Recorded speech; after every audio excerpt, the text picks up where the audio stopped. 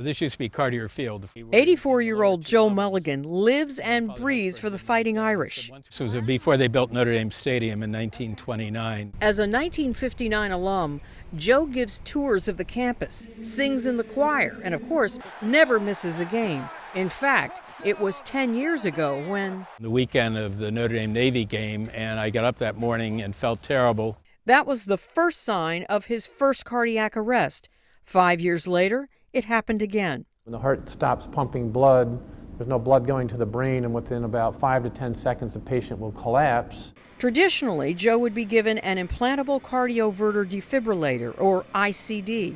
It uses thin wires or leads that are placed directly into the heart to deliver electric currents if his heart stops again. They're electrical cables surrounded by insulation, and over time, these leads have the potential to break or to fail. Northwestern electrophysiologist Bradley Knight instead used a first-of-its-kind extravascular implantable cardioverter defibrillator, or EV-ICD.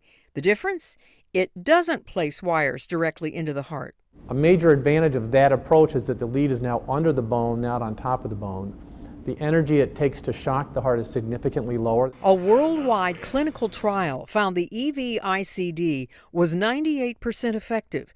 92% of patients experienced no major complications. The new ICD lasts up to 11 years, compared to 8 years for the traditional one, using less electricity with less risk of blockage of veins and blood infections. Most patients who receive an appropriate shock for a cardiac arrest is life-saving. They would not have survived that event without an implantable defibrillator. Using cellular data or Wi-Fi, the EV-ICD also tracks if the device is ever used. Last year, Joe didn't even realize it, but his heart stopped again. The EV-ICD shocked his heart back into motion and alerted his doctor. So far, it saved my life once. And now Joe is looking forward to many more games, celebrating his team and his life. I'm Marty Salt reporting.